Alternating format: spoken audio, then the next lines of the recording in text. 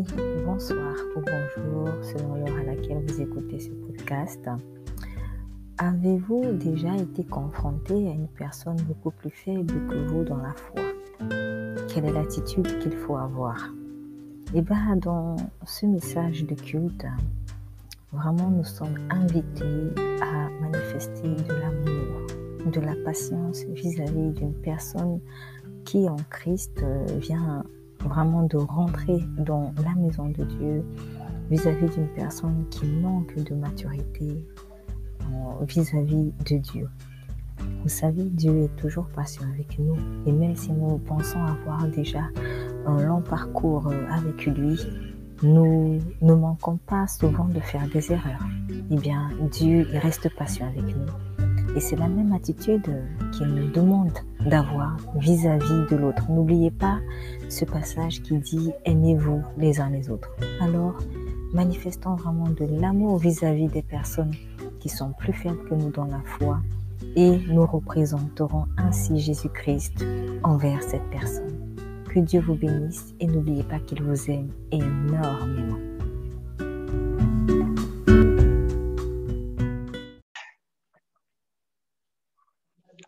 Très bien. Nous allons ouvrir dans le psaume 78. Psaume 78.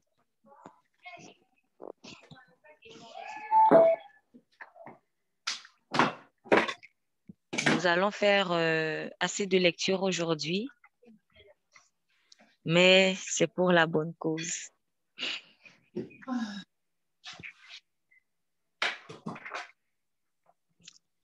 Psaume 78.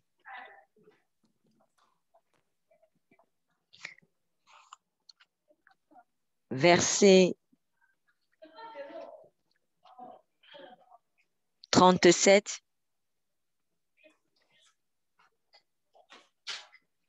à 39. Psaume 78, verset 37 à 39.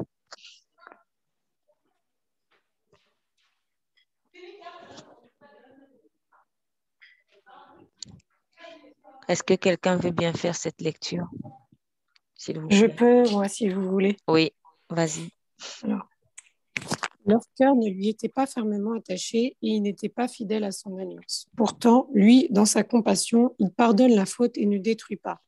Il retient souvent sa colère et ne s'abandonne pas à toute sa fureur. Il s'est souvenu qu'il n'était que des créateurs, un souffle qui s'en va et ne revient pas. Créature pas. Très bien. Leur cœur ne lui était pas fermement attaché et il n'était pas fidèle à son alliance. Ici, le roi David est en train de parler de ses ancêtres, les Israélites, lorsqu'ils étaient dans le désert. Verset 38. Pourtant, lui, Dieu, dans sa compassion, il pardonne la faute et ne détruit pas. Il retient souvent sa colère et ne s'abandonne pas à toute sa fureur. Il s'est souvenu qu'il n'était que des créatures, un souffle qui s'en va et ne revient pas. Amen. Le thème d'aujourd'hui, c'est l'amour de Dieu envers les plus faibles dans la foi. L'amour de Dieu envers les plus faibles dans la foi. Et si vous voulez un sous-titre, ce serait « Manifestons l'amour de Dieu envers les plus faibles dans la foi ». Lorsque nous n'avions pas encore le Seigneur Jésus, et c'est comme ça qu'on a grandi, on a été moulé comme ça, on a baigné dans « il faut que tu prouves ce que tu es capable de faire pour que tu sois aimé, pour que tu sois accepté, pour que tu sois accueilli ». Voilà ce qu'on nous a appris lorsque nous n'étions pas encore avec Christ. Et certaines personnes, c'est ce qu'on leur a appris dans la famille. C'est-à-dire qu'il fallait gagner l'amour de papa, il fallait gagner l'amour de maman, Il fallait gagner l'amour des frères et des sœurs, des oncles et des tantes en posant des actions, en leur montrant que nous sommes utiles. Et lorsqu'on arrive à l'école, collège, primaire, université, tout ce que vous voulez, c'est à peu près le même système. Bah, la preuve, pour avoir mon diplôme, il faut que je travaille beaucoup. Donc, pour avoir une bonne note, il faut que je prouve à l'enseignant et même à mes camarades que je suis le meilleur parfois, ou alors que je suis capable au moins d'avoir ce niveau-là, tel niveau, le niveau qui est requis. Lorsque nous arrivons dans le milieu professionnel, c'est encore pareil et parfois c'est même pire parce qu'on dit souvent que le milieu professionnel, c'est un monde de requins. Il faut que je prouve mes capacités, il faut que je prouve ce que je suis en mesure de faire pour non seulement être recruté, et en plus pour pouvoir être accepté, pour pouvoir perdurer dans le contrat que j'ai signé. Bref, l'amour finalement, tel que nous avons été enseignés, tel que nous avons été formés, tel qu'on l'a observé, comme on l'a vécu, ça s'acquiert, ça se gagne par la force, par le mérite. En fait, je dois gagner l'amour. Voilà comment on réfléchit dans le monde. Et lorsque nous venons à Christ, malheureusement, cette mentalité-là, elle subsiste encore parce qu'elle a la peau dure. Elle a la peau dure. C'est pour cela qu'il faut être souple avec soi-même. Ça ne va pas partir du jour au lendemain. C'est pour cela que quand nous faisons des maraudes, vous avez constaté, il y a certaines personnes, comme on l'a vu hier, hein, quelqu'un qui disait non, moi je ne pense pas que je mérite Jésus-Christ ou je mérite même me faire baptiser parce que je fume encore. En gros, je ne veux pas accéder à la présence de Dieu parce que j'ai trop de péchés. Je ne suis pas capable. Donc, quand je vais être capable d'être parfait, et bien là, je vais accéder dans la présence de Dieu. Le problème, c'est que, en fait, c'est Dieu qui te sanctifie. C'est Dieu qui te qualifie. L'amour ne t'ordonne pas d'être parfait pour t'accueillir. L'amour t'accueille dans ton imperfection. Et c'est dans la prise de conscience de l'amour qui t'est donné que, naturellement, petit à petit, tu vas commencer à lâcher les armes. Dieu ne nous aime pas parce que nous faisons de trop belles choses. Dieu nous a aimés avant que nous ne fassions de belles choses. Et ces belles choses que nous faisons, elles doivent être faites dans l'amour pour Dieu, pas pour gagner cet amour pour Dieu. C'est quoi la différence? La différence, c'est que je sers Dieu désormais, pas pour lui faire plaisir seulement, alors pour gagner son amour, mais je sers Dieu parce que Dieu m'a aimé. C'est ça. C'est pour cela que Jésus dit, c'est moi qui vous ai choisi d'abord. Ce n'est pas vous qui m'avez choisi, c'est moi qui vous ai choisi d'abord. Et il nous a tellement choisi qu'il savait très bien quel était notre état de cœur. Il savait très bien que peut-être certains, ils vont l'abandonner finalement. Mais il nous a choisis. Si Dieu était un homme qui veut réfléchir dans la méritocratie, Jésus n'aurait jamais accepté Judas dans sa barque. Et Jésus ne nous aurait jamais acceptés. Parce que quand nous sommes venus à Jésus-Christ, nous étions sales. Et il nous a accueillis parce qu'il savait très bien qu'on n'aurait pas pu se laver nous-mêmes. Et c'est la même attitude qu'il demande dans son corps, dans son église aussi, vis-à-vis du plus faible dans la foi. De la même manière que Dieu m'a accueilli étant faible et qu'au fur et à mesure que j'ai connu la parole de Dieu, j'ai connu la pensée de Dieu, j'ai été renouvelée, j'ai été changée. Mais au départ, je n'étais pas comme ça. Si j'ai donné ma vie à Christ il y a 6 mois ou il y a 1 an, je ne suis pas au même niveau. Ça, c'est clair. Si en tout cas, j'évolue normalement. Si je me laisse vraiment conduire par le Saint-Esprit, je ne serai pas au même niveau. Ça, c'est clair. Donc, une personne aussi qui soit née dans le monde, soit est tout nouveau dans la foi, il sera aussi un tout bébé spirituel avec ses limites. Donc, il y a des choses que forcément pour lesquelles Dieu va encore patienter pour pouvoir on va dire, poser certaines exigences. C'est ça, en fait. Moi, je me souviens que quand j'avais donné ma vie à Christ, j'aimais trop, parce que j'aime bien le cinéma et tout. Et c'est quelque chose que Dieu a mis en moi. Mais j'avais des programmes télévisés qui ne plaisaient pas au Saint-Esprit. Mais au départ, le Seigneur a laissé faire. Il a laissé faire. Et en plus, comme il laissait faire, j'avoue qu'au départ, moi, je pensais que c'était normal. C'était normal. Et jusqu'au jour où, une fois, je sortais d'une réunion de prière de l'église en semaine et je me disais, ouais, je voulais me dépêcher, je courais, oui, non, il faut absolument que je voie ce programme télévisé, il faut absolument que je le voie, il faut que je voie cette série. Je courais et je me souviens que dans mon cœur, j'étais même en colère. Je me disais, ah, pardon, le métro arrive et puis je loupe le métro. J'étais en colère contre moi-même et tout. Et c'était tellement fort que j'étais pressée que la réunion de prière s'arrête. Parce que je voulais absolument arriver à 21h lorsque ma série télévisée allait commencer. Et je n'oublierai jamais, lorsque je suis arrivée sur le quai du métro, j'entends le Saint-Esprit me dire, mais ma fille, il n'y a pas que ça dans la vie. Il n'y a pas que cette série télévisée dans la vie. Et en plus, ça, c'est mondain. Donc, tu es tellement pressée de quitter ma présence, de quitter la réunion de prière, juste pour aller suivre ça. Est-ce que tu vois l'effet que ça a sur toi?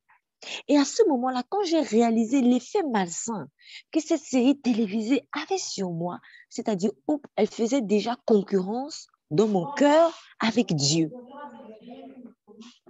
Et c'est à ce moment-là que j'ai baissé les armes, en fait. J'ai lâché prise. Je me suis dit non, ça commence à affecter ma relation avec Dieu. Pourtant, au tout début, Dieu ne m'en a pas probablement tenu rigueur. Mais il est arrivé un temps où il a dit, là maintenant, stop, ma fille, regarde. Et la manière dont il me l'a fait voir, c'était toujours dans cette délicatesse, toujours dans cet amour. Et quand moi-même j'ai vu que vraiment, ce n'était pas bon pour ma foi, petit à petit, je me suis dit non, là, il faut que tu fasses un choix, Estelle. Soit ta série télévisée, soit Jésus-Christ. En fait, Dieu m'a convaincue dans la douceur, dans l'amour, que ce n'était pas bon pour moi. Et c'est comme ça que j'ai laissé. Mais ça a pris un certain temps. Pour quelqu'un, ça va prendre des semaines. Pour d'autres, ça va prendre des jours. D'autres, ça va prendre même que des heures. D'autres, ça va prendre des années. Moi, je ne souhaite à personne que ça prenne des années. Quand Dieu commence à vous convaincre de pécher quelque chose, je vous en prie, ne perdez pas trop de temps. Parce que ça va devenir malsain, en fait. Et à ce moment-là, vous laissez, pas que des portes, mais vous laissez un grand portail ouvert au diable. Quand Dieu a commencé à toucher du doigt quelque chose. Mais j'ai compris, en fait, que Dieu est un grand pédagogue. Même nous, quand on a des enfants et qu'on veut leur apprendre, par exemple, à marcher, au début, ils titubent. Au début, ils tombent parce qu'ils ne peuvent pas encore marcher correctement. Mais on laisse faire. Et on leur dit même, bon, c'est pas grave, mon enfant. Tu as déjà fait quand même un pas. C'est bien. La prochaine fois, tu vas faire 2 pas. Et ensuite, tu vas faire 3 pas, petit à petit. Le Seigneur est conscient que, comme il est écrit dans le verset 62, Psaume 78, verset 39, il s'est souvenu qu'il n'était que des créatures, un souffle qui s'en va et ne revient pas. En fait, Dieu a compassion de nous. Il sait très bien que nous sommes faibles. Il le sait très bien. Ce n'est pas pour corroborer le péché, mais ça, c'est un autre thème. J'aimerais simplement juste insister sur l'amour qu'il manifeste aux plus faibles dans la foi. Parce que si moi, je ne comprends pas l'amour que Dieu a pour le plus faible dans la foi, naturellement, mais alors là, naturellement, je vais juger le plus faible dans la foi. Et en jugeant le plus faible dans la foi, je le condamne, alors que Christ l'a affranchi. Et c'est ça l'enjeu. Donc, comme un enfant, en fait, Dieu ne va pas te tenir rigueur de certaines choses, surtout au tout début, quand tu viens d'arriver avec lui. Quand j'ai une enfant de 2 ans, 1 an, par exemple, de temps en temps, l'enfant va faire pipi au lit. Mais est-ce que je vais prendre un tuyau, un fouet et commencer à le tabasser parce qu'il a fait pipi au lit? C'est un enfant. C'est un enfant. Et même si l'enfant faisait pipi sur lui parce qu'il n'a pas pu se retenir pour aller au WC, bah, je sais que c'est un enfant. Mais si un adulte de 25 ans fait ça, vous allez vous poser des questions. Pourquoi? Parce qu'ils n'ont pas le même âge. Et même pour un adulte, il y a encore des cas. Parce que tel adulte, il va peut-être être malade. Il y a des gens qui sont malades, il y a des gens qui ont voilà, certaines pathologies, en fait, qui fait qu'il ne peut pas peut-être se retenir. Donc, vous n'allez pas être rigoureux avec lui comme avec un autre adulte qui est en très bonne santé et qui est capable de se retenir. Donc, je veux dire vraiment que Dieu, il tient compte, en fait, de notre faiblesse. Et tel le potier qui donne la forme à l'argile, et en donnant la forme à l'argile, ça prend un certain temps. Il va être patient.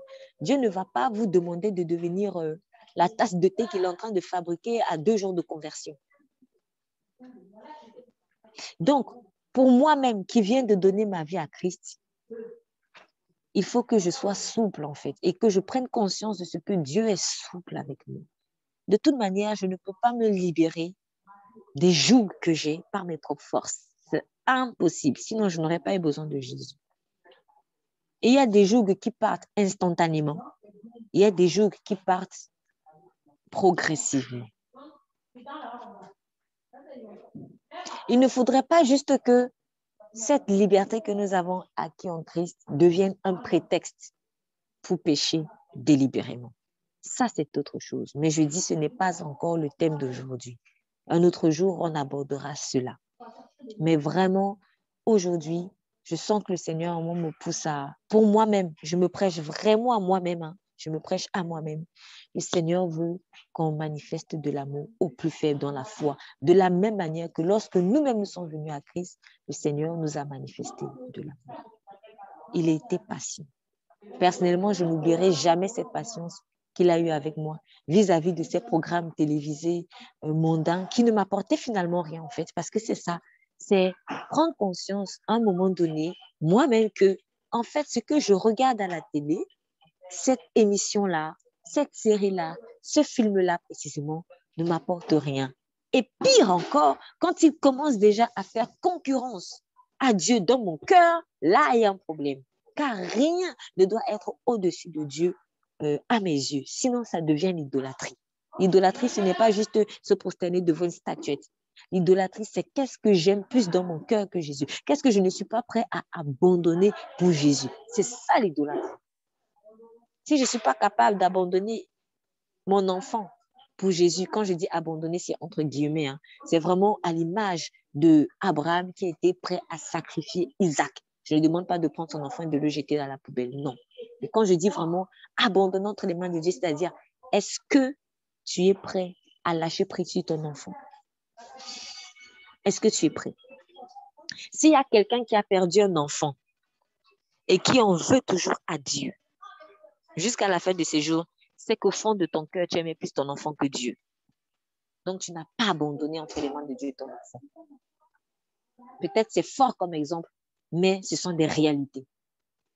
Souvent, on a peur, on n'a pas envie de sortir du deuil parce qu'on aimait plus cette personne-là que Dieu. C'est aussi pour cela que le Seigneur va permettre ce genre de séparation. Parce qu'à un moment donné, si la personne aussi, tant que la personne est là, en fait, tu ne regarderas pas à Jésus.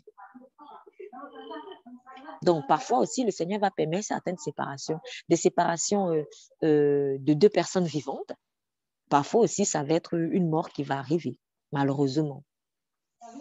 C'est pour cela que dans certains cas, je dis, ce n'est pas le cas de tout le monde, mais dans certains cas, c'est lorsque une personne est décédée, un de mes proches est décédé, que là, je me tourne à Dieu. Parfois, malheureusement, on en arrive là.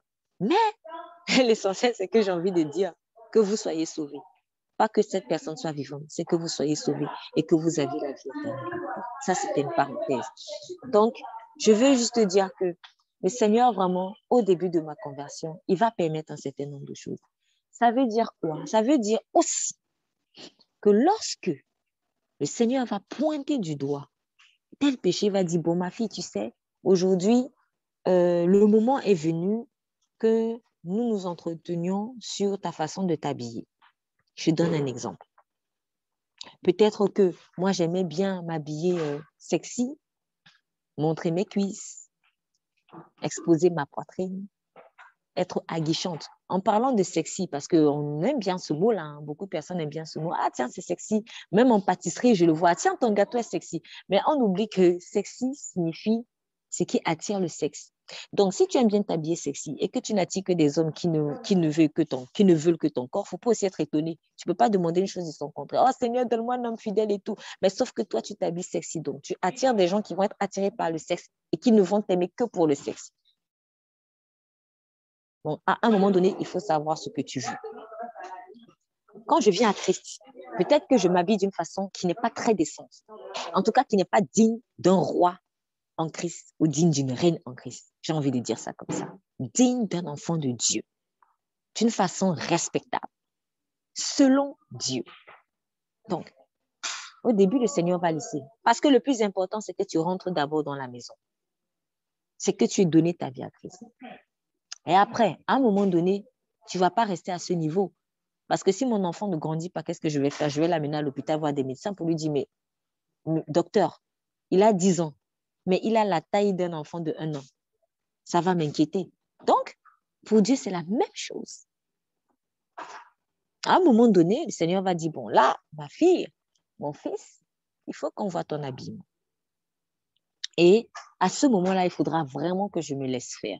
Et le Seigneur va me parler, il va commencer à me titiller, il va peut-être parler par personne interposée, ou alors je vais lire la parole et je vais tomber sur des passages bibliques qui vont parler peut-être de la décence, peu importe. En tout cas, des passages bibliques qui vont parler de cette chose-là que Dieu veut désormais pointer du doigt et travailler. Cette chose dont Dieu veut me libérer.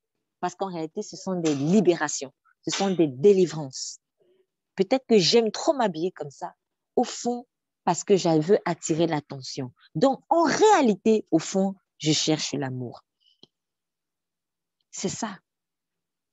Donc, le Seigneur, quand il va venir toucher du doigt cette chose qui n'est pas bonne, que tu fais, en réalité, il va aller trouver la racine du problème. Si ça par exemple, la gourmandise. La gourmandise, une autre personne, elle va voir à l'extérieur que, ah oui, tel est gourmand, et il va commencer à la condamner. Mais en fait, au fond, peut-être que si cette personne s'est réfugiée dans la nourriture, c'est parce qu'elle a un malaise. C'est parce qu'elle est rejetée. Il y a plein de raisons en fonction des cas de chacun. Donc, le Seigneur va venir traiter le problème en profondeur. Nous, on ne voit que l'extérieur. On voit qu'elle mange beaucoup. Mais quand on la condamne et qu'on va lui dire, tu es gourmand, arrête et tout, le problème, c'est que tu vas juste casser les branches. Mais il faut aller à la racine du problème. Et quand tu cherches à aller à la racine du problème, tu seras obligé de marcher dans l'amour. Donc, celui qui a tendance à chercher la racine du problème de son frère ou de sa sœur, en Christ précisément, là, il commence à marcher dans l'amour. Mais si je vois juste les branches, les feuilles, je risque de ne pas marcher dans l'amour. Et je ne vais même pas aider la personne parce que je vais juste casser les branches. Si je casse les branches et qu'il y a toujours les racines, les branches vont repousser. Donc, la personne, pour te faire plaisir, elle va arrêter de beaucoup manger. C'est vrai. Mais pendant 1 an, 2 ans après, elle recommence. Et le cycle recommence. C'est pareil, par exemple, pour la pornographie. La pornographie, par exemple, pour une personne, c'est parce qu'il manque d'affection maternelle. Il en a toujours manqué. Et donc, il cherche cette affection-là. Pour un autre, c'est vraiment qu'il n'aime même pas, il ne voit même pas le mal. Pour lui, c'est normal. Donc, lui, c'est vraiment une déviance de raisonnement. Pour un autre, c'est une recherche d'affection. Donc, quand le problème est touché à la racine, je serai obligée de marcher dans l'amour. Et là, j'aurai même un élan de compassion parce que si je réalise, ah, cette personne, en fait, elle pratique, elle aime beaucoup la pornographie, mais au fond, c'est parce que et le manque d'affection maternelle ou paternelle, en tout cas d'affection générale, j'aurais vraiment compassion parce que je me serais souvenu que moi-même, j'ai eu à manquer de l'affection maternelle ou de l'affection paternelle, en tout cas de l'affection en général. Et là, je vais me retrouver avec cette personne. Peut-être que pour lui, ce manque d'affection a débouché sur la pornographie, mais pour moi, ça a débouché sur autre chose. Et si moi, j'ai été libérée de cela, lui n'en a pas encore été libéré. Mais une fois que je comprends la racine du problème, j'aurai la compassion. Et là, je ne vais pas condamner la personne. C'est aussi l'occasion de dire à une personne qui est consciente qu'elle fait des choses et qui ne sont pas bonnes pour le Seigneur. Il faudrait qu'elle cherche en fait dans la présence de Dieu. Mais Seigneur, pourquoi est-ce que je fais ça? J'ai envie d'arrêter, mais je n'y arrive pas. Seigneur, est-ce que tu peux m'éclairer sur la racine de mon problème? Parce que si j'essaye de sortir de cette dépendance soit peut-être à la série télévisée, moi c'était mon cas en fait, j'essayais si je suis dépendant en fait de cela, c'est qu'il y a quelque chose au fond que je cherche et que je crois trouver dans cette série télévisée, que je crois trouver dans cette façon de m'habiller, que je crois trouver en tout cas dans cette façon d'agir. Or, je n'ai pas encore, probablement, j'ai même envie de dire, je n'ai pas encore assurément la révélation de ce que cette chose que je cherche se trouve seulement en Jésus-Christ. Ce qui veut dire que c'est au fur et à mesure que je vais avoir la révélation de la personne de Jésus que je vais aussi abandonner ses vices. Donc, moi qui vois mon frère dans ce vice-là, il faut que je prenne conscience de ce que mon vis-à-vis a juste besoin de la révélation de Jésus dans tel domaine. Et une fois qu'il aura la révélation de Jésus dans ce domaine-là, ou lui, parce que j'ai parlé de frère en plus, une fois que cette personne aura la révélation de Jésus dans ce domaine, elle va lâcher prise. Moi qui suis conscient de ma faiblesse, si je suis conscient bien sûr, parce qu'il y en a qui ne sont pas encore conscients de leur faiblesse, c'est normal. On apprend à connaître Dieu petit à petit. Donc, quand je suis conscient de ma faiblesse, en revanche, il faudrait que je cherche dans ta présence. Seigneur, quelle est la racine de mon problème? Pourquoi je fais ça? Peut-être que je ne sais même pas pourquoi je fais ça. Quel est le vrai problème? Pourquoi? Qu'est-ce que je cherche dans ce truc? Pour d'autres encore, vous allez vous rendre compte que c'est simplement parce qu'ils sont liés par un mauvais esprit. Oui. Je peux prendre l'exemple de l'alcool. Il va prendre de l'alcool parce qu'il essaie de se réfugier, de noyer ses problèmes dedans. Un autre, ce n'est pas vraiment qu'il essaie de noyer des problèmes, mais c'est qu'il y a un mauvais esprit qui l'anime. Et la personne n'est pas consciente de cela. Comme elle a accepté que c'est normal l'alcool, du coup, elle boit et boit et boit et boit et se saoule. Mais en fait, cette personne, elle a besoin d'une délivrance. Elle a besoin qu'on chasse ces démons d'alcoolisme. Moi, personnellement, c'est comme ça aussi que j'ai découvert certains vices. C'est-à-dire quand j'ai commencé à accepter Jésus-Christ dans mon cœur, à ce moment-là, j'avais une forte culpabilité de ne plus prier Marie. Et je voulais vraiment m'accrocher parce que je savais que finalement, ce n'est pas Marie qui était morte pour moi à la croix, c'est Jésus-Christ qui est mort à la croix. J'ai commencé à avoir des oppressions démoniaques. Et à ce moment-là, j'ai réalisé que mon attachement à Marie, en fait, c'était un démon. Et le Seigneur me l'a révélé dans le songe où j'ai vu ce démon Marie-là. Marie compris là, c'est un démon en fait. Et je l'ai vu. C'est un esprit mauvais. Donc, en fait, c'est un démon qui me poussait, qui me contraignait à prier Marie et qui me mettait des pensées de culpabilité quand je ne priais pas Marie. Mais un autre, il va prier Marie peut-être parce qu'il n'a pas de mère. Donc, Marie, c'est un substitut pour lui. Donc, on a des raisons différentes pour lesquelles on commet certains vices. Il faudrait donc prendre conscience de la racine de ce problème-là et nous serons délivrés. C'est pour cela que Dieu est patient avec nous. Parce qu'il sait très bien que ce problème que nous avons, il est plus profond. C'est pour cela qu'il est patient. Donc oui, le Seigneur aime aime tout le monde, et les personnes qui sont plus faibles dans la foi, il les aime aussi parce qu'il veut être patient avec eux. Il veut leur donner l'opportunité, comme il a donné l'opportunité au plus fort, entre guillemets, vraiment de le connaître. Donc, toi qui es plus faible dans la foi, Dieu te donne l'opportunité de le connaître, de grandir avec lui. Et il faut accepter cette opportunité-là parce que Dieu ne veut pas te laisser dans une faiblesse, en fait, de la foi. Mais à moi, qui connais mon frère ou qui connais ma sœur, plus faible que moi, peut-être dans la foi, il faudrait que je l'accueille parce que Christ l'a accueilli. Peut-être qu'il a accepté Christ, mais il a du mal à laisser, je ne sais pas moi, l'alcool. Il faudrait que je sois vraiment patiente avec cette personne. Surtout quand elle est quand même sincère dans sa foi avec Jésus et qu'elle a réellement donné sa vie à Jésus-Christ. Il y a des gens, c'est vrai, qui sont faux, qui sont hypocrites. Ils disent qu'ils ont donné leur vie à Christ, mais ils aiment bien le monde. Ça, c'est un problème. C'est un problème d'hypocrisie. Ils n'ont pas vraiment donné leur vie à Christ. Ils ont menti. Mais il y a d'autres qui ont sincèrement donné, mais cependant, ils sont encore sous certains jougs dont ils ont envie sincèrement d'être libérés. Ayant compassion de ces personnes. J'aimerais vous donner un exemple d'une personne à qui Dieu a manifesté cette patience-là à l'égard de la faiblesse de sa foi. C'est le roi, il n'était pas roi, il était général, Naaman. Donc, nous allons ouvrir dans le livre de 2 Rois.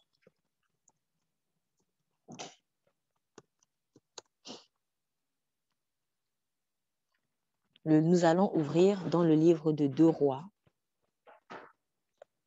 chapitre 5.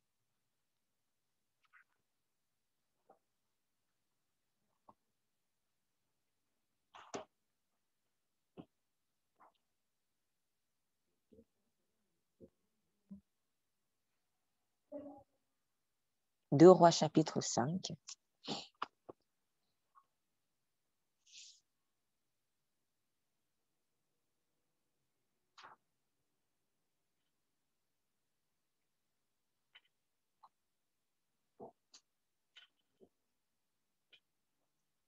On va lire à partir du verset 14 pour mieux comprendre le contexte jusqu'au verset 18.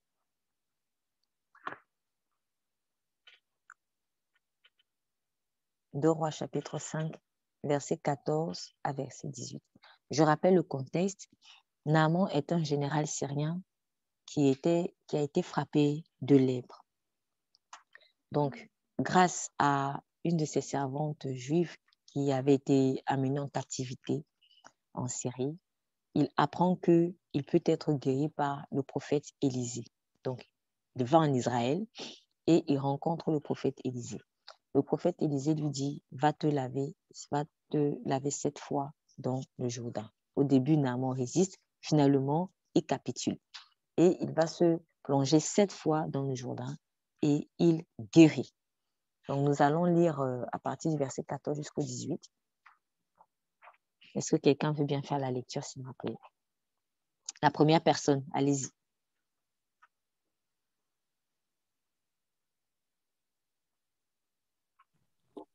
Moi. Oui, vas-y. De 14 à 18, c'est ça, non? Oui.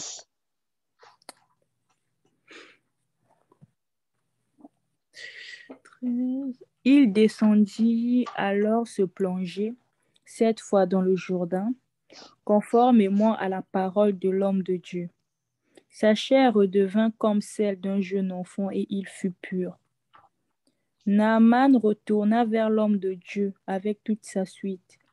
Dès son arrivée, il se présenta devant lui et dit, « Je reconnais qu'il n'y a aucun Dieu sur toute la terre, sauf en Israël. Maintenant accepte, je t'en prie, en cadeau de la part de ton serviteur. » Élisée répondit, « L'Éternel dont je suis le serviteur est vivant. Je n'accepterai rien. » Naaman insista pour qu'il accepte, mais il refusa. Alors Naaman dit, « Puisque tu refuses, permets que l'on me donne de la terre d'ici, à moi ton serviteur, comme on donne l'équivalent de la charge de 2 mulets. Car moi, ton serviteur, je ne veux plus offrir ni holocauste ni sacrifice à d'autres dieux qu'à l'Éternel. Cependant que l'Éternel veuille pardonner ceci à ton serviteur, quand mon Seigneur entre dans le temple de Rimmon pour s'y prosterner, il s'appuie sur ma main et je m'y prosterne aussi. Que l'Éternel veuille bien me pardonner à moi, ton serviteur, lorsque je me prosternerai dans le temple de Rimmon. Amen. Amen. Donc, voilà le général Naaman qui, une fois qu'il guérit, voilà, Dieu s'est révélé à lui comme le Dieu qui guérit. Et à ce moment-là, Naaman n'a pas réfléchi de midi à 14h. Il a dit, c'est bon.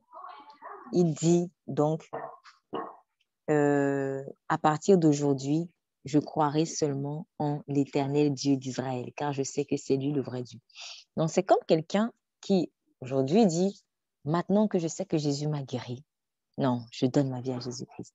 Et tous les autres dieux, c'est zéro. Donc, il décide donc de renoncer à ses faux dieux syriens et il reconnaît la seigneurie du Dieu d'Israël. Cependant, il demande quelque chose. Bon, avant déjà de demander ces choses, ah bah si, il demande quand même. Il demande à Élisée d'accepter un cadeau, un présent. Et Élisée dit non, moi, je n'accepte pas de présent. Pourquoi est-ce que Élisée a refusé? Je l'ai déjà dit lors d'un culte, mais je vais le redire encore, surtout pour les personnes nouvelles. En fait, Élisée, comme nous, était dans la mentalité de ce que il faut payer Dieu. Or, il est écrit, vous avez reçu gratuitement, donnez gratuitement. Le Seigneur donne sa grâce gratuitement. On ne vient pas payer la grâce de Dieu. Donc, Élisée pensait pouvoir payer quelque part la grâce de Dieu. Mais en fait, Élisée était faible dans la foi parce qu'il pensait que c'était normal. Ah, bon, comme Dieu m'a guéri, tiens, je vais payer le prophète. Non. Dieu voulait que Naaman comprenne que la grâce, c'est gratuit. Et si Élisée acceptait ce présent pour avoir guéri Naaman, eh bien, Naaman allait retourner en Syrie avec la mentalité de ce qu'il faut toujours que je paye Dieu pour obtenir quelque chose ou quand j'ai obtenu quelque chose venant de sa part. Donc, Naaman avait besoin de comprendre que Dieu est bon. Sa grâce est gratuite. Personne n'a payé le salut. On méritait tous d'aller en enfer. Personne n'a donné un centime à Dieu pour lui dire, Seigneur, sauve-moi.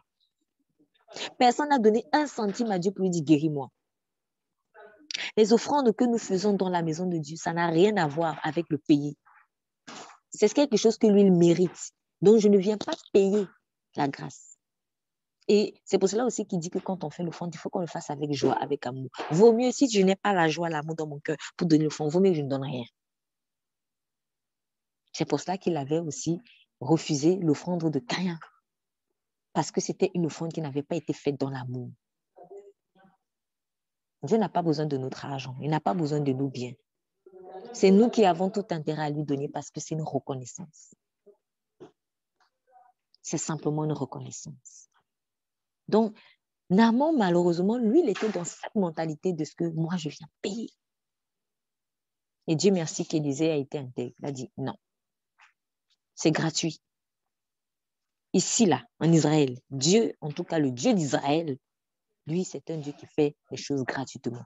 Le Dieu Rimmon, probablement, lui demandait des sacrifices. Et c'est ça les faux dieux. Ils vont te demander des sacrifices. Tu veux être prospère? Sacrifie ton enfant. Tu veux être prospère? Donne-moi ton âme. Comme ça, tu vends ton âme au diable et il te donne une guérison, une pseudo-guérison.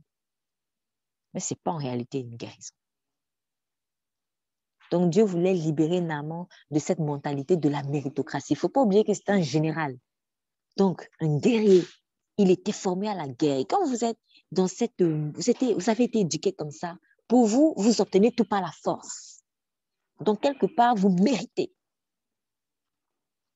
Dieu s'est révélé à Naaman comme le Dieu de la grâce. Faveur non méritée. Naaman, tu ne mérites pas cette guérison.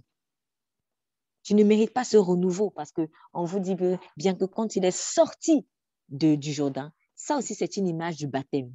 Alléluia, en parenthèse. C'est une image du baptême.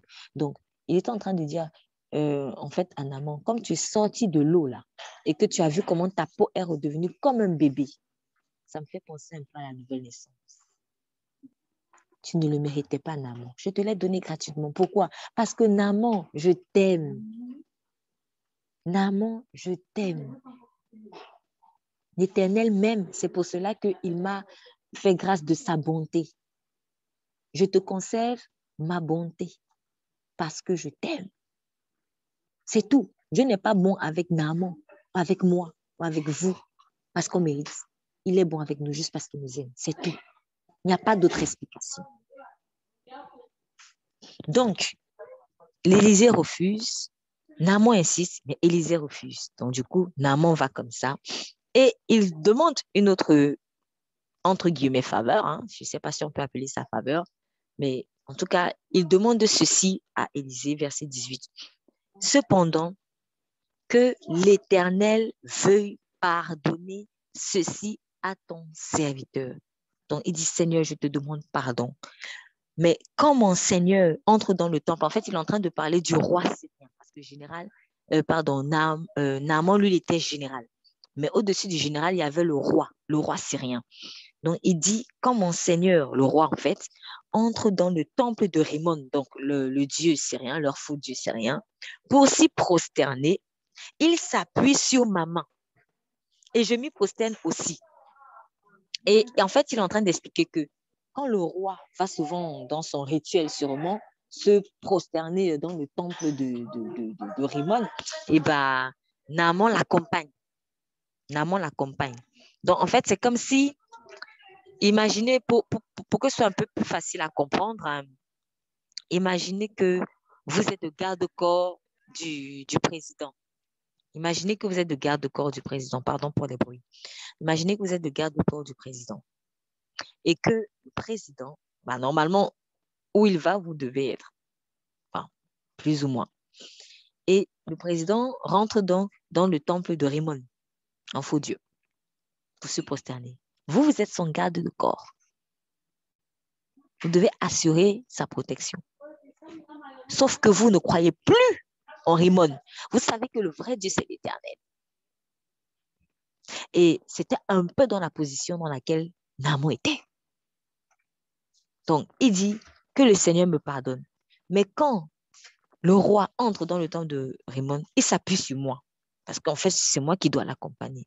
Et il dit que l'Éternel veuille bien me pardonner, à moi, ton serviteur, lorsque je me prosternerai dans le temple de Rimmon. En gros, pardon, je suis le garde-corps du président. Moi, je ne crois plus en ce Dieu-là. Je crois seulement en toi. Mais de par mes fonctions, je suis obligée d'accompagner, bon, entre guillemets, je suis obligée, on va dire, en tout cas, ils se sont obligés d'accompagner le président parce qu'il doit assurer la protection du président qui croit encore en Rimmon. Donc, en gros, Naaman est en train de dire, pardon Seigneur, du fait que je vais devoir rentrer, peut-être de par ma fonction, dans le temple d'un faux Dieu. Et je vais même laisser le président se prosterner devant le faux Dieu sur ma main. Pardon, Seigneur. Et qu'est-ce que Élisée lui répond, verset 19? Élisée lui dit, pars dans la paix. Pars dans la paix. Pourquoi il lui dit ça? Parce que Naaman a commencé à culpabiliser. Oh, je vais sûrement offenser le Seigneur. Dieu va me frapper, Dieu va me rejeter parce que je vais entrer dans le temple de Rimmon. Élisée lui dit, va dans la paix. En fait, le Saint-Esprit allait maintenant faire le travail en Syrie avec Naaman. Je ne sais pas quelle a été la suite, mais je sais une chose, c'est que le Seigneur connaît nos faiblesses en fait. Il y a des gens qui, dans des pays où il y a une très forte répression vis-à-vis des chrétiens, qui parfois au début se cachent, parce qu'ils sont obligés de se cacher, parce qu'ils ont peur pour leur vie. Pour un début, le Seigneur va probablement laisser. Il comprend. Si vous êtes dans une famille où on te dit, si tu renies notre Dieu, on va t'égorger, on peut comprendre que certaines personnes aient peur et que pour un début, peut-être qu'elles vont cacher leur foi. Mais viendra le temps, et je le dis parce que je parle par expérience, où à un moment donné, tu ne pourras plus cacher. C'est comme une femme qui est enceinte. Au début, elle va Elle va peut-être vouloir cacher quand elle est à quelques semaines. Mais 2 mois, 3 mois, 4 mois, 5 mois, 6 mois, là, tu ne peux plus cacher. C'est ça, en fait. Donc, ce qui veut dire qu'il y a une progression.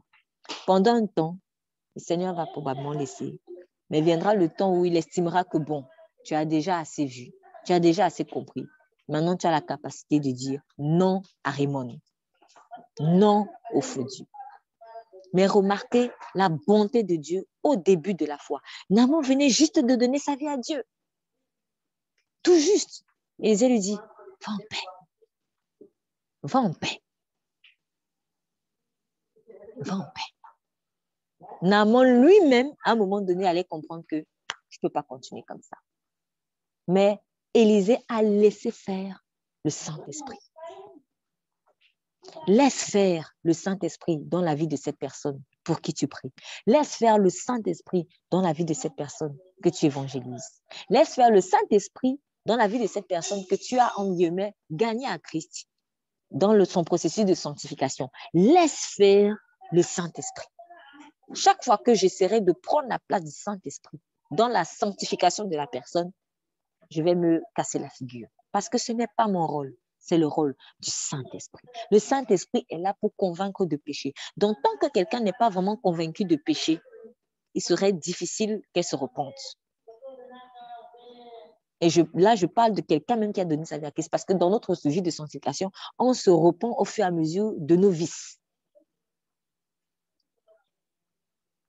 Donc, tant que le Saint-Esprit n'a pas convaincu de péché la personne à qui je parle, en lui disant peut-être, ne fais plus ci, ou alors commence à faire ceci, eh ben, elle ne va pas comprendre, elle ne va pas réaliser.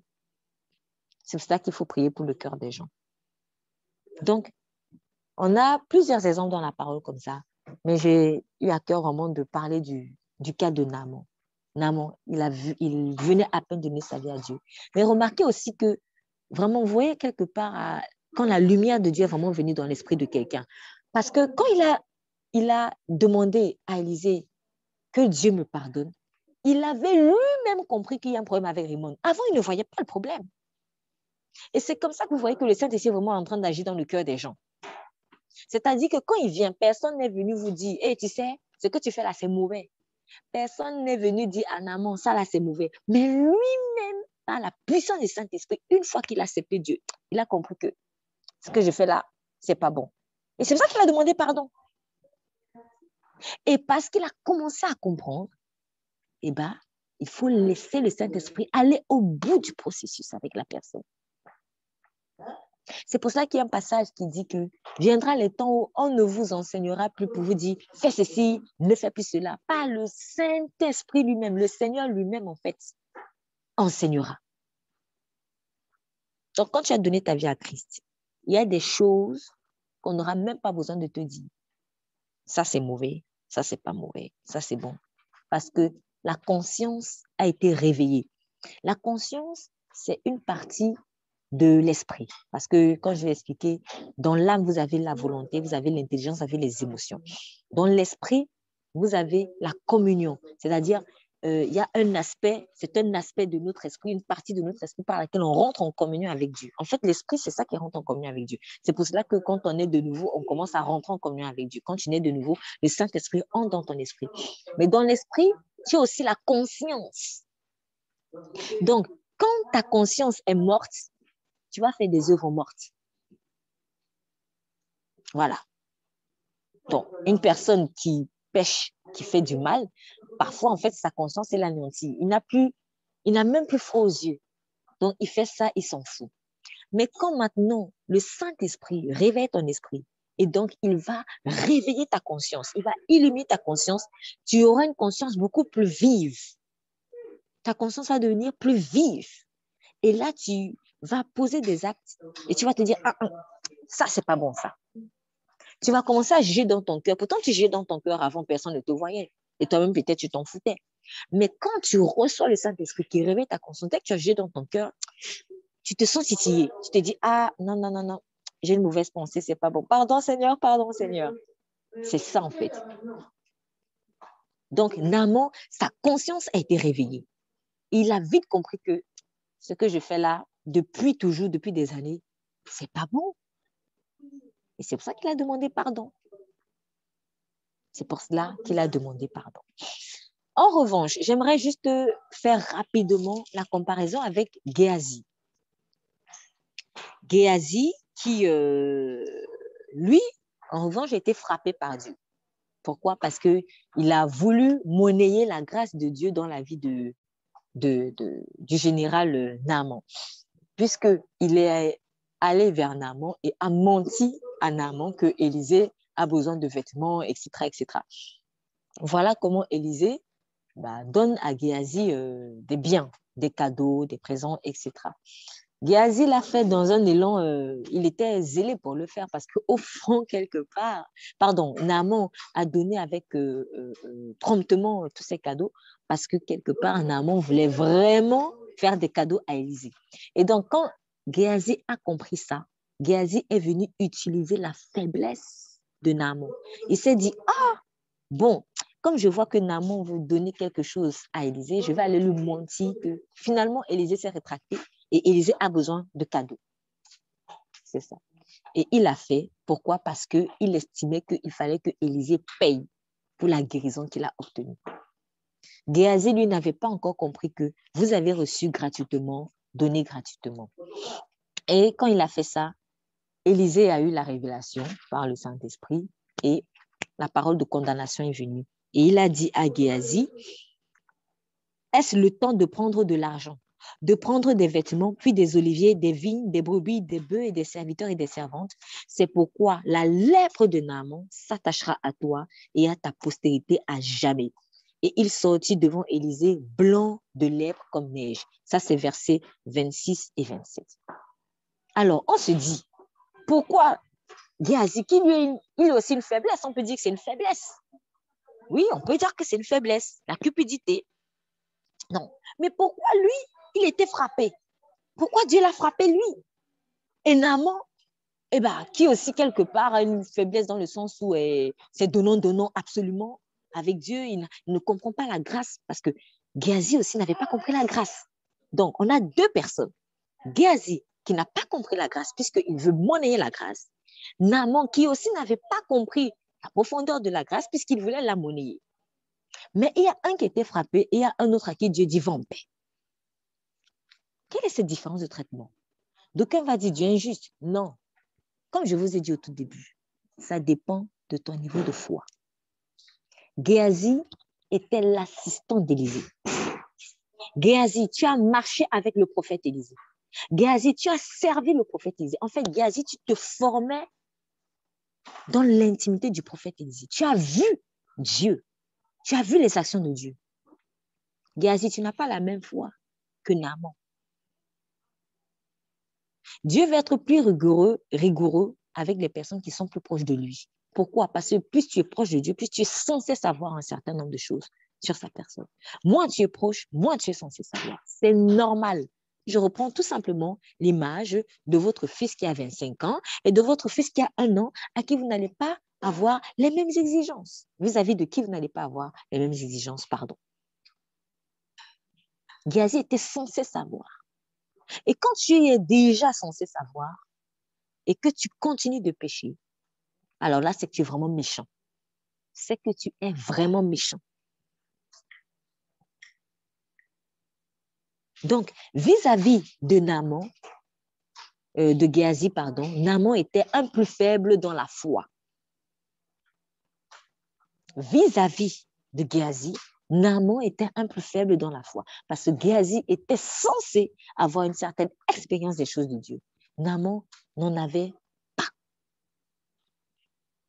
C'est pour cela que Naaman, qui avait encore cette conception de la grâce monnayable, Dieu a dit, va en paix. Et à Géasi, qui avait encore, malgré le temps qu'il a passé avec Dieu, cette conception de la grâce monnayable, il était frappé de lèpre.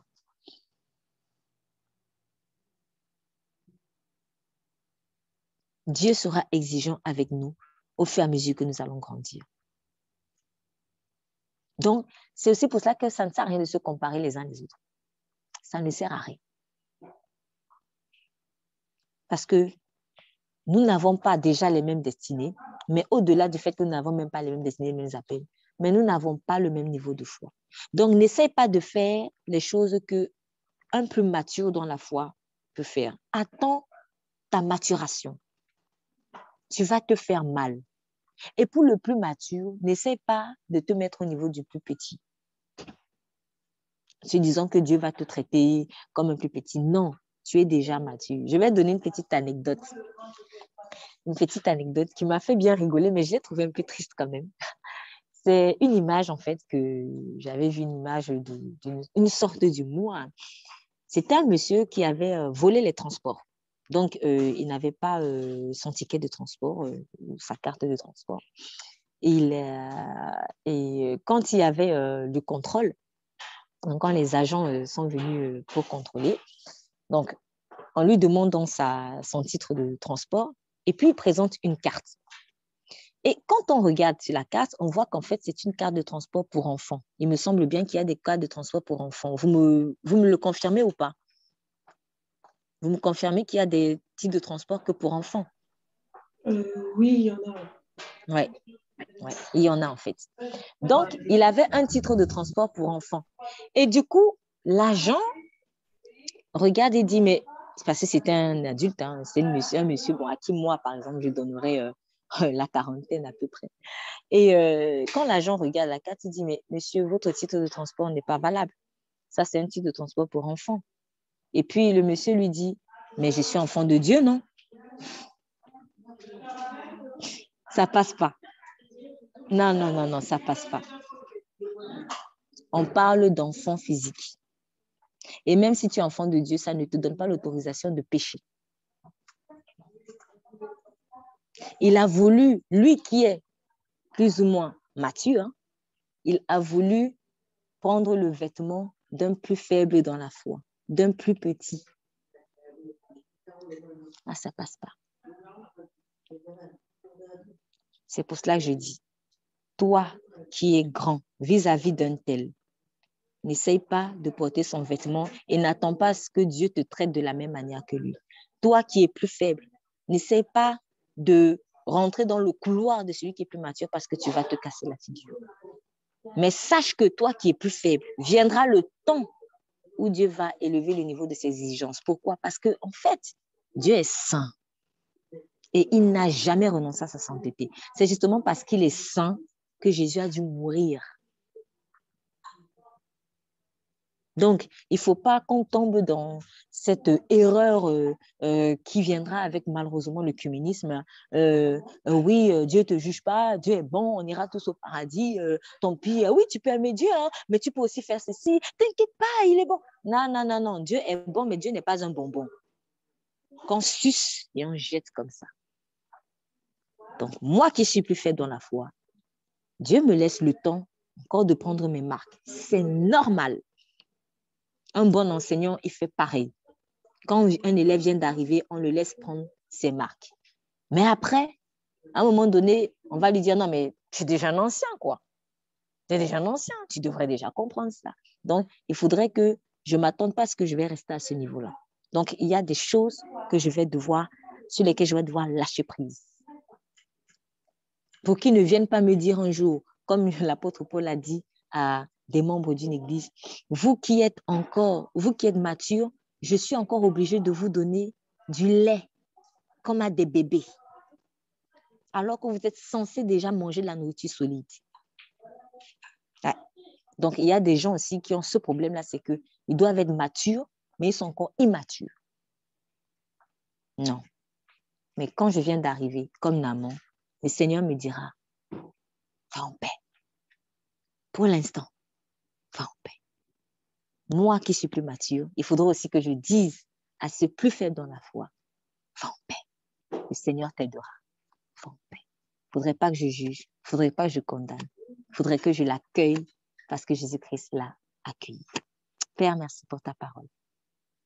Merci infiniment de nous remplir de cet amour, Père, les uns pour les autres. Cet amour pour le plus faible dans la foi, en l'occurrence, Seigneur Jésus. Je te remercie parce que tu nous as accueillis. Comme tu as dit dans le psaume 78, tu as eu compassion de nous, car tu sais qu'en réalité, quelque part, nous ne sommes qu'un souffle, Seigneur. L'homme n'est qu'un souffle. Oui, Seigneur, nous sommes fragiles et tu nous fais grandir tenant compte de cette fragilité. Tu nous moules comme le bon potier, tenant compte de cette fragilité, Seigneur, de notre être. Nous te bénissons pour ta pédagogie. Nous te bénissons pour ta douceur. Nous te bénissons pour ta délicatesse. Seigneur, je prie aussi pour toute personne qui se sent faible dans la foi en ce moment, afin qu'elle n'utilise pas, Seigneur, la liberté que nous avons qui est dans ta grâce comme un prétexte aussi pour pécher. Mais, Seigneur, qu'elle puisse vraiment toujours désirer de grandir avec toi, d'aller plus loin avec toi. Mais que ton amour seul, Seigneur, soit ce qui va faire le déclic. Oui, car nous ne voulons pas, Seigneur, abandonner des vices par contrainte, comme si c'était encore un rituel religieux ou une condition religieuse. Mais vraiment, Seigneur, nous voulons lâcher prise sur les vices parce que nous sommes convaincus de combien tu nous as aimés. Car l'amour renverse tout. Que toute la gloire te soit rendue. Au nom de Jésus-Christ, nous avons prié. Amen. Amen.